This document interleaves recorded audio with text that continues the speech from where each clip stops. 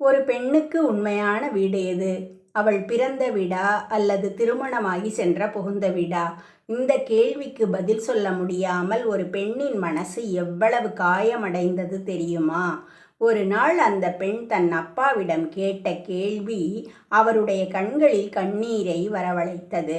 அப்பா, நான் உண்மையில் எந்த வீட்டின் பெண் என்று கேட்டாள். இந்த கேள்விக்கு பதில் சொல்லும் ஒரு மனதை உருக்கும் கதைதான் இது. பிறந்த வீடா புகுந்த வீடா சிறுகதை. வாங்க கதைக்குள்ள போகலாம். இந்த கதை உங்களுக்கு பிடித்துள்ளதா? இந்த கதையின் வாசிப்பு உங்களுக்கு பிடித்துள்ளதா என்பதை கமெண்டில் சொல்லுங்கள் நண்பர்களே. தமிழ்நாட்டில் ஒரு சிறிய அழகான கிராமம். அந்த கிராமத்தில் அன்பு நிறைந்த ஒரு குடும்பம் வாழ்ந்தது. அந்த வீட்டின் தலைவன் ராமசாமி, அவருடைய மனைவி கமலா. அவர்களுக்கு ஒரே பெண் குழந்தை. அவள் பெயர் லட்சுமி. லட்சுமி அந்த வீட்டின் உயிர். அவள் சிரித்தால் அந்த வீடு சிரிக்கும். அவள் அழுதால் அந்த வீடு அமைதியாகிவிடும்.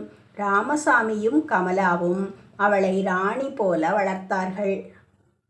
லட்சுமி சின்ன வயதிலிருந்து அப்பாவுக்கு ரொம்ப பாசம். ராமசாமி வேலைக்கு போகும்போது அவள் கதவு வாசலில் நின்று கொண்டிருப்பாள். அப்பா சீக்கிரம் வாங்க என்று சொல்லாமல் அவள் அனுப்பியதில்லை. அப்பாவும் சிரித்து கொண்டு சொல்வார், என் மகள் லட்சுமி இருக்கும்போது எனக்கு உலகமே கிடைச்ச மாதிரிதான் என்று சொல்வார். அந்த வீட்டில் சிரிப்பு மட்டும் இருந்தது. காலம் மெதுவாக நகர்ந்தது. லட்சுமி பள்ளி முடித்து கல்லூரி முடித்து ஒரு நல்ல குணம் கொண்ட பெண்ணாக வளர்ந்தாள். கிராமத்தில் எல்லோரும் அவளை பார்த்து சொல்வார்கள், இந்த பெண்ணை யார் கல்யாணம் பண்ணிக்கிட்டாலும் அந்த வீடு அதிர்ஷ்டம்தான் என்று பேசிக்கொள்வார்கள். அந்த வார்த்தையை கேட்கும்போது ராமசாமியின் மனசு மகிழும். ஆனால் உள்ளுக்குள் ஒரு பயம். ஒரு நாள் இந்த பொண்ணு இந்த வீட்டை விட்டு போகப் போகிறாளே என்ற பயம் இருந்து கொண்டே இருந்தது. ஒரு நாள் மாலையில் ராமசாமி அமைதியாக வீட்டின் முன் அமர்ந்திருந்தார். கமலா கேட்டாள், என்னங்க, ஏதாவது கவலைப்படுறீங்களா என்று கேட்டாள். ராமசாமி மெதுவாக சொன்னார், நம்ம லட்சுமிக்கு கல்யாணம் பண்ணணும் என்று. அந்த வார்த்தையை கேட்டதும் கமலாவின் கண்களில் கண்ணீர் வந்தது. அவள் மனது நினைத்தது, நம்ம வீட்டை விட்டு போயிடுவாளே என்று. அன்று அந்த வீட்டில் மகிழ்ச்சியோடு கலந்த சோகம் இருந்தது. சில மாதங்கள் கழித்து லட்சுமிக்கு நல்ல வரன் கிடைத்தான். அவனுடைய பெயர் குமார். நல்ல குடும்பம், நல்ல வேலை, நல்ல குணம். திருமணம் பெரிய விழாவாக நடந்தது.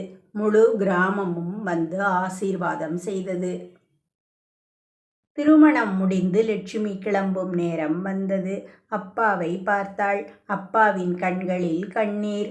லட்சுமி மெதுவாக சொன்னாள், அப்பா, நான் போயிடுறேன்னு கவலைப்படாதீங்கப்பா என்று சொன்னாள்.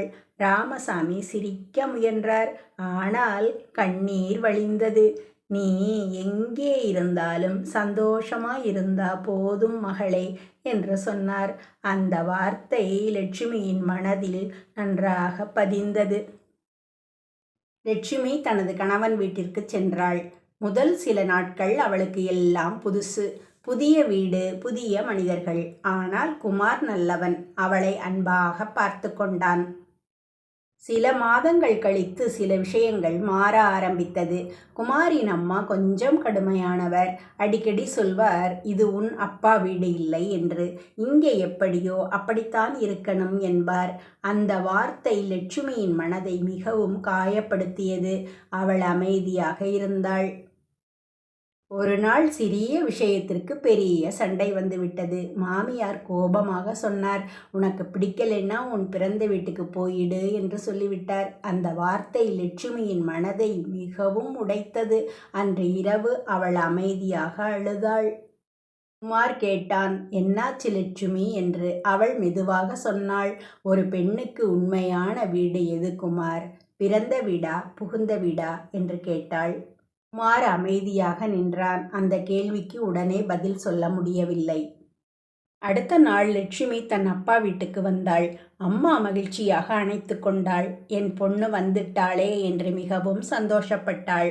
அப்பாவும் மிகவும் மகிழ்ந்தார். ஆனால் சில நேரம் கழித்து ராமசாமி மெதுவாக சொன்னார், லட்சுமி, இந்த வீடு உன் வீடுதான், ஆனால் இப்போ உன் வாழ்க்கை அங்கேதான் என்று சொன்னார். அந்த வார்த்தை லட்சுமியின் மனதில் ஆழமாக பதிந்தது. அன்று இரவு லட்சுமி நீண்ட நேரம் யோசித்தாள். பிறந்த வீடு என்னை வளர்த்தது, புகுந்த வீடு என் வாழ்க்கையை உருவாக்கப் போகிறது என்று நினைத்து அவள் ஒரு முடிவு செய்தாள்.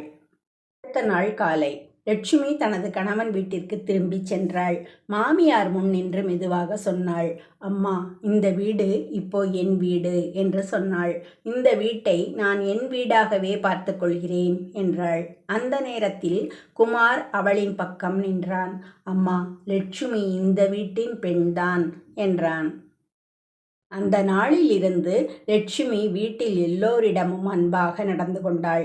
மாமியாரை அம்மா போல பார்த்தாள். அந்த வீட்டில் மெல்ல மெல்ல மாற்றம் வந்தது. ஒரு நாள் மாமியார் சொன்னார், லட்சுமி, நீ வந்ததால் தான் இந்த வீடு வீடாக இருக்கு என்று சொன்னாள். அந்த வார்த்தையை கேட்டதும் லட்சுமியின் கண்கள் கலங்கின. ஒரு பெண்ணுக்கு 2 வீடு இருக்கும். பிறந்த வீடு அவளை வளர்க்கும், புகுந்த வீடு அவள் வாழ்க்கையை உருவாக்கும்.